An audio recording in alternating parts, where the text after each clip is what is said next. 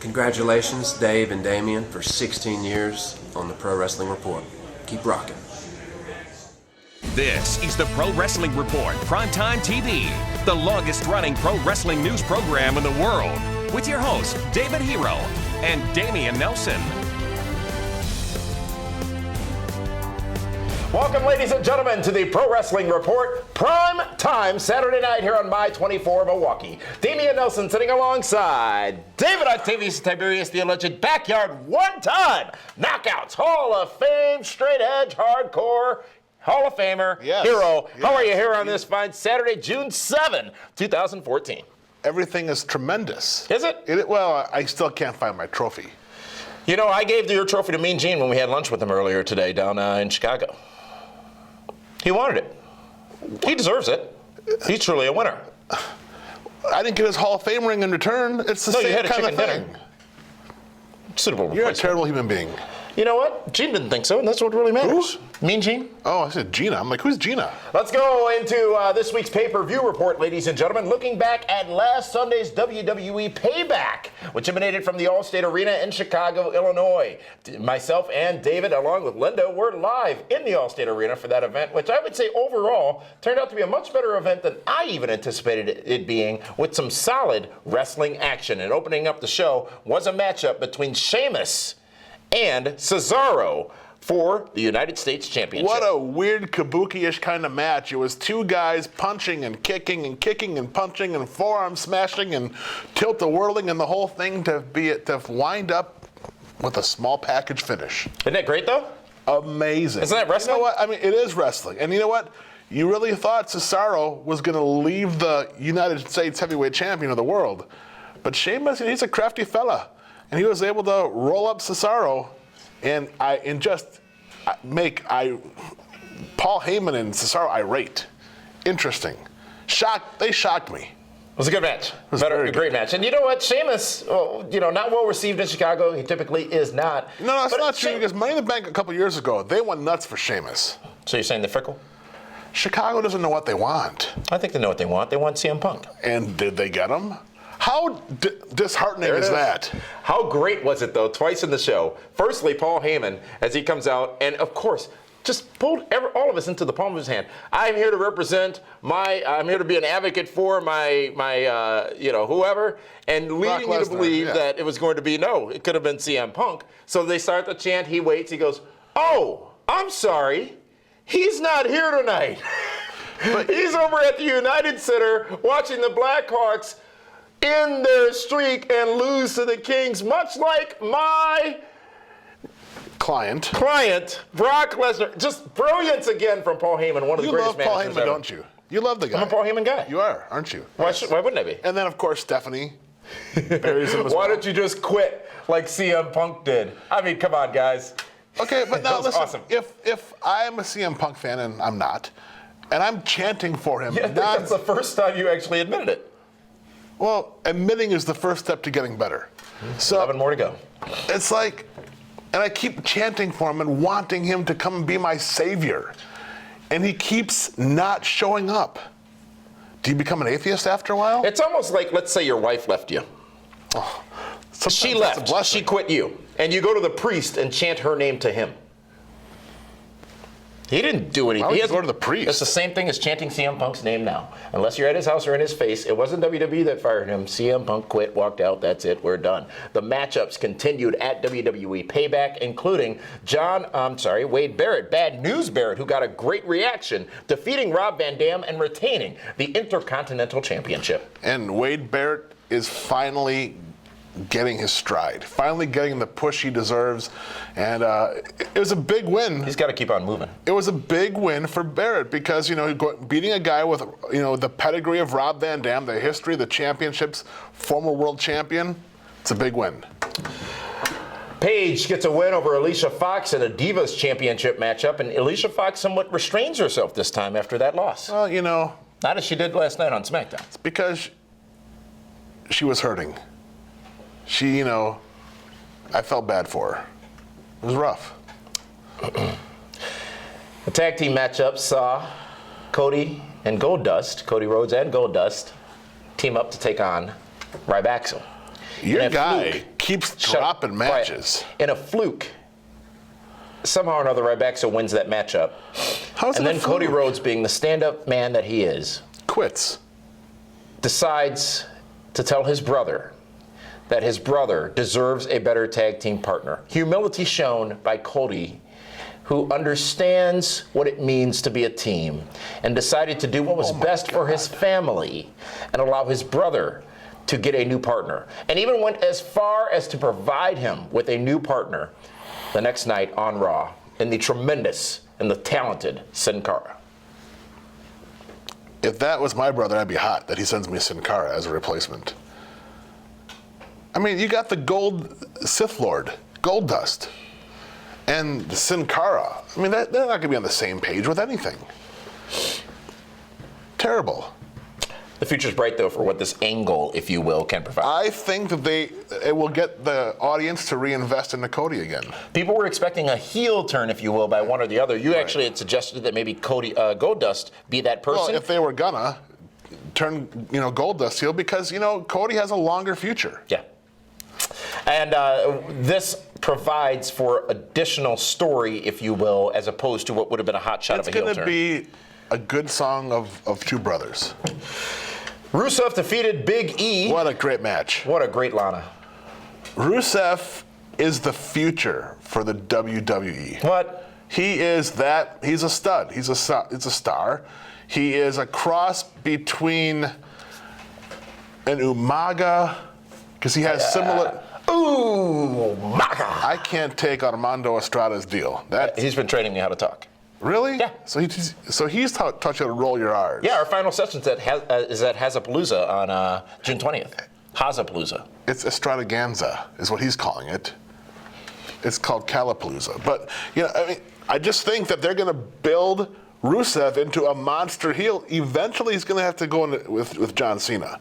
And I think that's going to be money. Rusev is a stud. He made Big E Langston the All-American tap. John Cena defeats Bray Wyatt. It was a last man standing match, and creative thinking by John Cena allowed him to literally and figuratively bury, as some of you have said, Bray Wyatt in this matchup. Again, a tremendous performance by John Cena and Bray Wyatt in that matchup, and I thought the finish made a lot of sense. It wasn't as confusing to me because it took a lot to beat Bray Wyatt. A lot. And Bray Wyatt, I think, looks as strong, if not stronger, coming out of this match than he did going into it. I don't know. I mean, I like the finish with him throwing the gimmick on top of him so he's encased and he can't get out. But I wish you would have seen Bray Wyatt still trying to crawl out but couldn't get out. Yeah. He was knocked out. So the throw it on top didn't really do anything. I think it makes for a better story and keeps Bray Wyatt a little bit stronger if you actually see him trying to get up, but he can't because of the extra weight of that case. Good point, good match, solid match, and the main event match, the final match of the evening, was The Shield versus Evolution. Evolution losing again to The Shield. Batista taking the pinfall again. Roman Reigns getting destroyed with a kendo stick and more. And it would only lead to what would be a very interesting development the next night on Raw, with one of the members of The Shield turning their backs on their brothers. We'll talk about that when we come back as we go into the WWE report here on PWR Primetime Saturday Night. Follow us on Twitter for breaking news, live wrestling chat, and pure hilarity. Head over to twitter.com/PWR Show and be part of the conversation.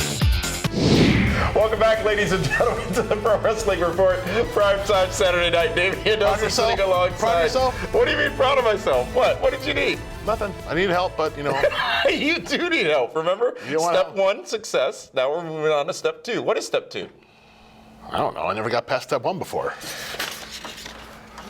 And it's time to talk about this week's WWE report, ladies and gentlemen, and a huge night on Raw this past Monday night as we saw The Shield break up. And it was quite shocking in the way it played out because it was not the way any of you thought it would happen, and that made it that much better. Wait. I mean, the brilliant ones that are out there, they were wrong? The insiders. Who are really insiders? All the fans. Oh, because they know. That's what I read. Yeah. Gotcha. But it's better that it didn't happen the way any of us thought it would, and that would be, well, let's back up a little bit. Firstly, earlier in the show, I didn't Triple think it H would have gone that way. Triple H, you never said it. It's not on tape. Back early in the show, Triple H comes out and says that it's not over for the Shield and Evolution. And who knew what he was saying at that time would be as profound as it would be at the end of the show when Seth Rollins would attack Roman Reigns and Dean Ambrose with a steel chair and then seemingly align himself with Evolution after Batista quit Evolution earlier in the night. So much happened within those 2 segments, beginning of the show, end of the show. Has a lot to dissect and talk about, David Hero. Let's start off with Dave Batista. Okay, because if Batista doesn't quit and leave Evolution... Blue-tista or Boo-tista? You know what, call him whatever you want. Dave Batista has done nothing but what has been asked of him to do. He comes back, wins the Royal Rumble, main events WrestleMania. Along the way, eats a whole lot of crap sandwiches from the fans. Right? Yep. They're not happy with him. Yeah. Because he took Daniel Bryan's spot in the Royal Rumble. Now he was not supposed to win the Royal Rumble. Daniel Bryan was supposed to win the Royal Rumble. He's in the main event at WrestleMania, and what does he do? He taps out to Daniel Bryan, a man that is half his size, in the middle of the ring. Right? Batista tapped out to Daniel Bryan in the middle of the ring. Yes, then he goes into the program with the Shield. And what does Dave Batista do with the Shield? He takes Superman punches, he takes power bombs, and what does he do? He gets pinned clean twice by the Shield in the middle of the ring. Again, putting over the younger talent. Yet he has continued to be booed by the so-called smart wrestling fans out there. All he's done since day one has been making others a bigger star at his own expense. But nobody sees that. The greatest thing about Dave Batista... some see it. The greatest thing about Dave Batista is when he quit. He just went like that and just walked out. Like, I don't need you. Yeah. You know? So now we can fast forward towards the end of Monday Night Raw. And Seth Rollins turns his back on the Shield. And you knew something kabukish was going to happen because of all the big shot talking they were doing before that segment. The Shield. How they're tight, how they're like brothers. That's why they blah blah Seth blah. Rollins blah, doing blah. a lot of that talking. Of course, because he's the Judas of the group. Okay, lays out Ambrose and Reigns with chair shots, which for me was odd because they took a bigger whooping the night before and got up right away. But whatever. But Seth Rollins was the right guy to take because Roman Reigns is the star of the Shield. He is the larger-than-life personality. Bar none. He is. The standout star. And even the people within the WWE know that Rollins is the guy. He is a breakout star. Dean Ambrose, he's almost there. But of the 3, I think he's the one that needs to stick with Reigns. Because if Roman Reigns leaves and goes with Evolution, Ambrose and Rollins have no chance of beating him. True. Right? Yeah. Okay. So you're looking at the future, you not have the right to, now. Right. So you bring in Seth Rollins, and let's face it, I'm sure that Hunter wanted Seth Rollins for one reason. He is sick of him jumping off all these high building nonsense and gimmicks and landing on him. He's tired of catching him all the time. So it's like, let's get that guy. He'll take the punch all the time. It's different catching guy 220 pounds. Yeah. So Rollins is the mid-card guy of the group to take. If Ambrose is the opening match and it's not being I'm just trying to give you a visual. Ambrose is the opener, mid-card is Rollins, main event is Reigns. You take the guy in the middle so then you can average out Reigns and Ambrose together. Now it's more of a fair fight. And for those of people that are saying, well, who's going to be the third person in the Shield? I don't think they need one. I think Hunter's going to pull back a little bit. I think they can. I think Hunter can pull back and let Orton and Rollins do all the work. Here's the thing about what a lot of people thought, including me at times, that it would be a Dean Ambrose or it would be a Roman Reigns. So many more fans have been exposed to Dean Ambrose and Seth Rollins prior to their time in WWE, so they're more familiar with those two talents, thus feel that they are owed more, if you will, or more deserving of that breakout spot. But at the end of the day, there is no doubt that one person in that group has everything, and that is Roman Reigns. Absolutely. He's got it. Not that Ambrose doesn't have it, not that Rollins doesn't have it, But Roman Reigns is one of those rare stars that come along every so often, that are different And I've said from this, everyone else. I've said it before, and I'm going to say it again. The formula for a successful talent in wrestling is the women want to date you and the guys want to be like you. I mean, that's and also Roman Reigns is that successful guy. for broadcast journalists. I mean, that's how I define success. Yeah, I mean, that blow-up gimmick you got, she wants to date you all the time. Absolutely. So. My inflatable... What? You have one? Yeah, my raft for my pool in my yard. Then why do you call your raft Mitzi? I don't get it. It's the brand. Oh, gotcha. You're too much. You know, speaking of too much, and I think your points are all valid. I think your points about Batista are valid as well. My points are dead on. I dare anyone to dispute those. Batista took Daniel Bryan's spot. I do see how a lot of fans see it that way. I do see it. Do you not see how fans may see it that way? But if you look at the Royal Rumble was Bryan's spot. He was not to be in a match with Bray Wyatt. He was to be the winner of the Royal Rumble to go on to WrestleMania to become the WWE World Heavyweight Champion. Now, he went on to WrestleMania to become the WWE World Heavyweight Champion. I am willing to bet. But Batista won the Royal Rumble. It only magnified Daniel Bryan's victory. He did. Who cares who wins the Royal Rumble? It doesn't matter anymore. It really doesn't. It does, but it doesn't. It matters at that time, but a month later it does not matter when the spot is put on the line, and then come WrestleMania, as you see, it became a three-way match this year. Why? WWE reacting to what the fans had been asking Or maybe for. that's what they had planned all along. Who knows? We're not in those booking meetings. You know, earlier in this show we talked about the situation between the Rhodes brothers. You know, this is continuing coverage of the situation between Cody Rhodes. This bothers you, doesn't and Goldust. Well, it's my job as a journalist to bring the fans the information that they seek. And, you know, yesterday on the JBL and Cole show, which is still available on the WWE YouTube channel, it was Cody's final show there as well. Oh, my gosh. So I'm flying down to Atlanta over the weekend here, and I'm going to talk to Cody, and we're going to try to figure things out. I'm going to give him a little bit of advice. He needs a hug. And make sure his head's in the right place, which I know it is. It should be on your shoulder. And ensure that he knows that he is one of the greatest superstars in this business today. He is endorsed, and he is ready for that next step in WWE, and he will only get better as a result of this distance between he and his brother. See you soon, Cody. Wednesday, this past Wednesday on The Greatest Ever, we took a look at the greatest babyface ever, with the finalists being The Rock, Stone Cold Steve Austin, Hulk Hogan, and John Cena.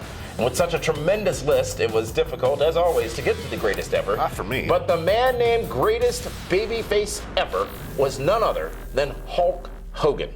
Now, lists are many times controversial, and this one, of course, was as well. So be sure to check out our weekly edition of the Feedback Friday online, which Jim Cornette was our special guest yesterday on Feedback Friday. Boy, you really kissed up, didn't you? I didn't kiss up at all. Him and I have similar views on Kenny Snarmaker Bolin, who will never be on this program again. Okay. So check that out online on our YouTube channel. And this Wednesday, we'll have an all-new edition looking at the greatest play-by-play man ever. So be sure to tune in at PWRshow.com and on YouTube. And with that, folks, it's time to go to this week's Diamond of the Ring. And David, I'm very intrigued to hear who you select here today. Well, this week's Robert Hack Diamond of the Ring is the latest edition of Evolution, Seth Rollins. Turns on his brothers, The Shield, because he knows he wants to become a bigger star, get more action figures, be featured on magazine covers, DVDs, and video games, and decides, hey, don't cross the boss, be on his team. Seth Rollins, this week's Robert Hack Diamond of the Ring, the place where they pay cash for gold. Wow. Good choice. Of course it was. Coming up next, though, ladies and gentlemen, we have this week's hot news, some information about our website, PWRshow.com, the Event Center, EWHS, and the TNA report. That all coming up next right here on PWR Primetime Saturday. Be sure to visit our friends over at ProWrestlingTees.com for the latest and greatest wrestling t-shirts at awesome prices.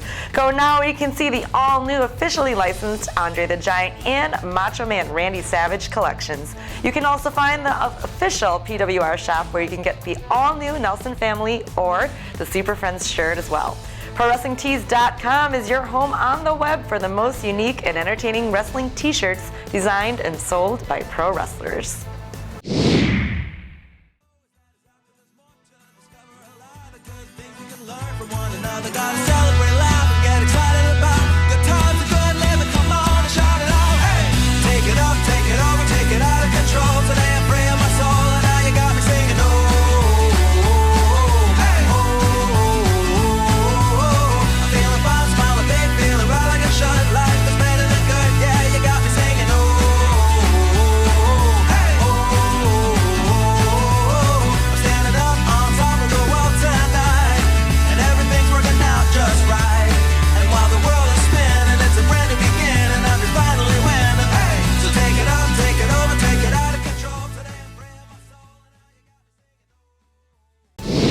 Welcome back, ladies and gentlemen, to the Pro Wrestling Report Primetime Saturday night. You know, David, a song's been stuck in my head for the last couple hours. Tell me a lie. I don't do that kind of stuff. You know, hashtag goodbye, Cody. I haven't. Okay, so he left the JBL and Cole show. We still have the PWR show. I don't know if there can be a PWR without the Cody Rhodes show. Well, the R stands for report, not Rhodes. Which documents have you been reading? It's Pro Wrestling Rhodes. Has been for years. Really? You just read it. It wouldn't surprise me if you did that. It's time for this week's hot news, ladies and gentlemen, brought to you by Cellucor, featuring products that maximize every training session, helping you get the gains you're looking for faster than a speeding bullet. You know, I've noticed that you're still jacked up on that stuff, aren't you? I'm still. I saw your tweet last week. Bro, Competition begins. I was impressed. You're jacked. Well, let's get to the news. WWE released the pay-per-view buy rates for WrestleMania 30, and it's a very good story for the company. The company scored over 690,000 buys for the event on top of the 670,000 subscribers for the WWE Network. So 1.2 million buy rate? That'd be, it'd be over round up or round down. Yeah, assuming everybody on the network watched. Carry the 2 plus the 4. This is viewed as a tremendous success for the company, as many had feared that the network would substantially impact the pay-per-view buys negatively. Speaking of the WWE Network, the company will be offering a new annual subscription plan. They're marketing it as a Father's Day special, and the cost is listed at $119.98 for the year. An offer outlining the deal was sent out to WWE fans earlier this week. Assume you didn't get one because you're not a real fan? I did get one, but I already subscribed. WWE is reaching out to former talents, offering them financial planning assistance. The company is offering the service free of charge to anyone ever under contract to WWE. You know, they're also offering educational financial assistance up to $5,000 for the upcoming school year. You know, I was talking to our dear, good, close, personal, longtime friend, Uncle Al Snow, and he told me he got the letter. The WWE, for as much as they are criticized for things that they do take care of their talent and former talents. They offer free rehab, continuing education. I mean, you know, it's impressive. It really is. Of course, this is viewed as a class move for WWE, who, as you just said, David Hero, offers rehab assistance to former talents. Unfortunately, though, WWE Hall of Famer Sonny was scheduled to appear at the Cauliflower Alley Club reunion in Las Vegas this week, but has fallen out of communication with the promoters of the event for the last several months. Now, you know, I did speak to Tammy earlier today. Did you? She is in New Jersey. She is at the Legends of the Ring Fan Fest. How about that? See, she's back. Sunny days are here again. Because she was scheduled to appear in Wisconsin a few weeks back. There's different versions out there. But she was with the right people, from what I was told. Good, very good. That's this week's hot news, ladies and gentlemen, brought to you by Cellucor, who helps you maximize your workout and your life. And with that, let's take it on over to Linda Kay with this week's PWR Event Center, featuring several new events, so listen closely. Welcome to the PWR Event Center, brought to you by Gruber Law Offices. One call, that's all. PWR is pleased to welcome Kevin Nash back to Milwaukee in August for an evening with Kevin Nash. The special event will take place on Sunday, August 10th at 7 p.m. at the Miramar Theater, located at 2844 North Oakland Avenue. Tickets are available now at blizzardbrawl.com, and all tickets include a post-show meet and greet with Big Sexy. Monday, June 16th, meet WWE Hall of Famer Hacksaw Jim Duggan at the Lakeshore Chinooks game at 6:30 p.m. at Capco Park in Mequon. Saturday, June 21st, meet GLCW champion Al Snow at the Nexus Game Convention at the Clarion Hotel, Milwaukee Airport. Great Lakes Championship Wrestling invades Six Flags July 4th, 5th, and 6th with 6 huge shows featuring Scotty 2 Hotty and GLCW champion Al Snow. Tickets and details of all of these events are available now at blizzardbrawl.com. PWR is bringing Sweet and Sexy to Los Angeles for SummerSlam, and tickets are moving very fast. Order yours now at pwrshow.com and see SummerSlam in style. That's it for this week's Event Center presented by Gruber Law Offices. If you've been hurt in a car wreck, the insurance company may try to stop you from getting what's fair. After my car wreck, the insurance company tried to stop me from getting what was fair. I called Gruber Law Offices. Be careful. Call us right away. They better be careful. Now I've got Gruber Law Offices. Call us. Let us get started on your case right now. They green-lighted my case and got me $100,000. Gruber Law Offices. One call, that's all. Call 276-6666. Welcome back, ladies and gentlemen, to the Pro Wrestling Report Primetime Saturday night here on the final leg with David Hero and myself, of course, Damian Nelson. And let's go into this week's TNA Impact Wrestling Report. And big news out of TNA as they announced a special for Spike TV to be taped while they're in New York, coming up in the next, that's next week, isn't it? It's coming up, yeah. Well, they'll be in Bethlehem, Pennsylvania. Then they got an end of the month. They're going to be out in New York. And then Don't forget Slammiversary coming up from Dallas-Fort Worth on June 15th. Next Sunday, yeah. But anyways, Destination X will return as part of that big taping. Now, a lot of people have been talking about TNA and Orlando and last night's Impact, which you were assigned to watch. Yeah, you gave me homework. Anything of note from that broadcast? Well, I can talk about more of that in the DWHS segment. Oh, which is coming up next. Yes. So we'll give you that. But Orlando, obviously a challenge for TNA. Orlando absolutely sucks for them. It really does. For them. But NXT filmed down the street. Well, not really down the street, but in the same city. That crowd wants to be there, and they're engaged and they're excited. Be there. Yes, exactly. So, but they also don't have to pay to go to the theme park to go to the taping. So the difference or the challenge will be in New York.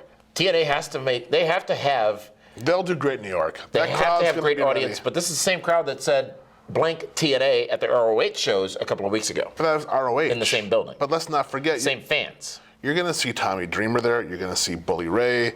You're going to see some of the ECW guys. They were like those people, but you whip out the menagerie. What?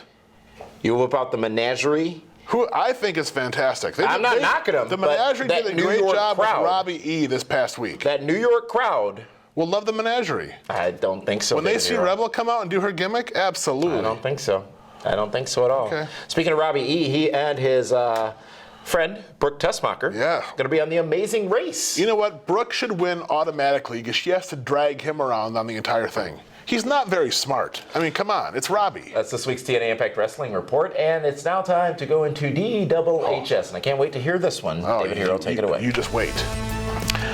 Thursday night on Impact, MVP Bobby Lashley and Kenny King continued to flex their muscle and control over the TNA locker room.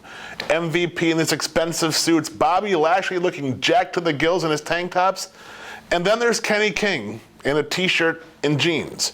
MVP and Lashley both have had runs in the WWE and are former champions. King is a new kid, and like I've said before, perception is reality in the world of professional wrestling. Kenny King looked like a regular guy, someone from the audience, not like a superstar on television. As talented as Kenny is, he needs to look the part of a guy that belongs. Keep in mind, this is no knock on him personally, but even JBL had his cabinet looking like they belonged in the ring. And with that, David Hero has spoken.